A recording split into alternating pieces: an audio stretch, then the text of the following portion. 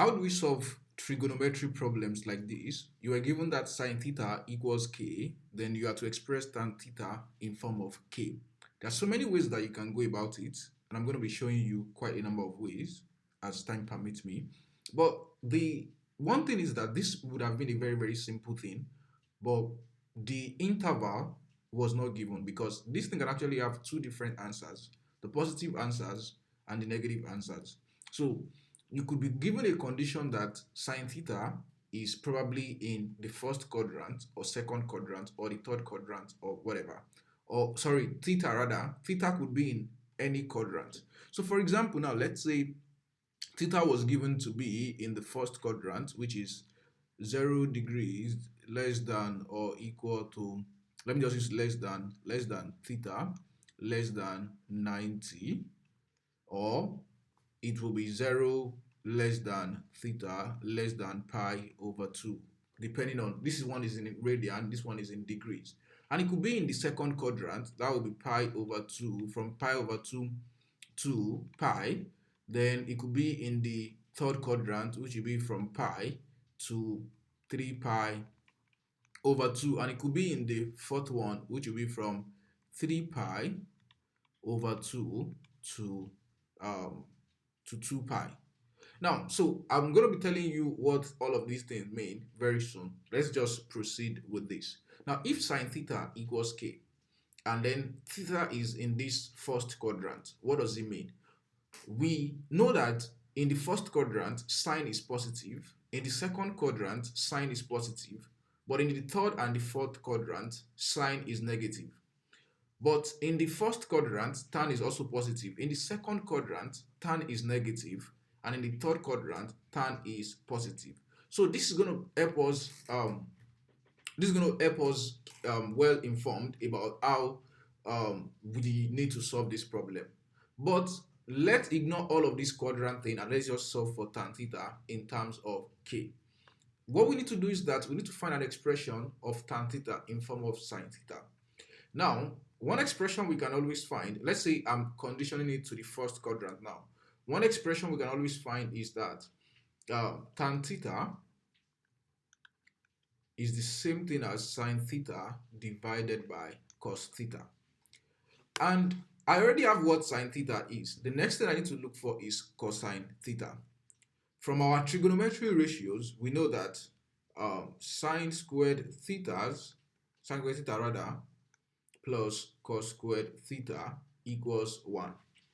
And the implication of this is that we can easily solve for cos theta in this place. So we'll have that cosine cos squared theta equals 1 minus sine squared theta. And this definitely implies that cos theta is the square root of 1 minus sine squared theta. So you can see I just use, this is a trig identity, and then I just use that to solve for cos theta. Finally, you realize that this implies that cos theta equals square root of 1 minus sine theta has been given as k, so that is k squared. So we have what we need. So sine theta would then be, what is, tan theta would then be, what is sine theta? That is k. Then cosine theta is square root of 1 minus k squared. So we've been able to solve, find an expression for tan theta in terms of k. Now, where does the quadrant thing, where does it now, like, where does it really come in? Now, k, let's assume that k is a positive number. If k is a positive number, let's say you were given second quadrant now. So you know that tan will be negative in the second quadrant. So the implication of that is that when you are done with this result, you put a negative sign here to show that your tan is going to be negative in the second quadrant. And that is how this quadrant thing, that is how it applies. So in case you don't know how you know which one is positive or which one is not positive, so you can know that this is the first quadrant, this is the second, this is the third quadrant, this is the fourth quadrant.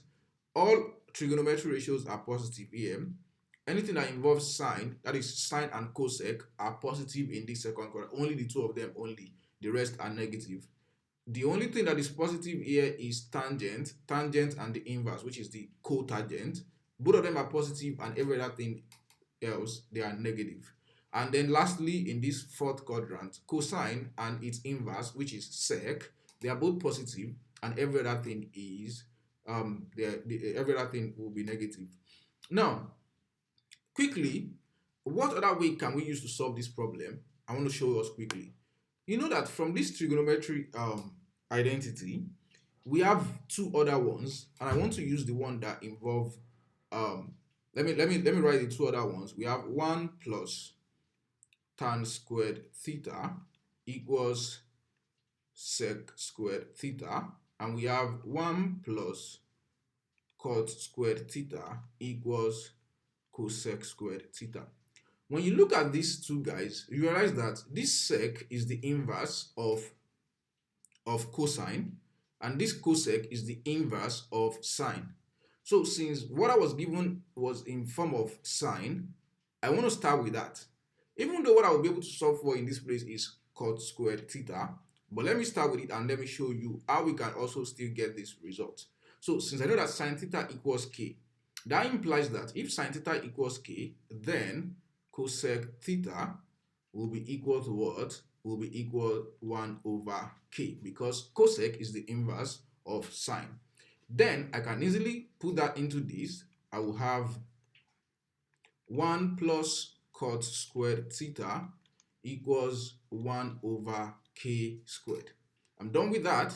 Now, the next thing is that I want to solve for cotangent theta. Now, since what I'm looking for is tan theta, if I can solve for cot theta, then I can easily solve for tan theta. Reason because they are both inverses of each other. So this implies that cot squared theta is 1 over k squared minus 1. Then this implies that cot squared theta equals, when you do this whole thing, you have 1 minus k squared, everything divided by k squared. Then you can take the square root of both sides. When you take the square root of both sides, that would imply that you would have cot theta equals square root of 1 minus k squared divided by square root of k squared, which is k. Now, finally, since we know that cot theta is the inverse of tan theta, that implies that tan theta will be the inverse of cot theta as well. So when you take the inverse of this, you get k square root of 1 minus k squared. So you can see that this result is the same thing as the result that we got earlier. So there are so many ways that you can go about it, but in this video, I'm just going to be limiting it to these two approach. I'll see you in the next one.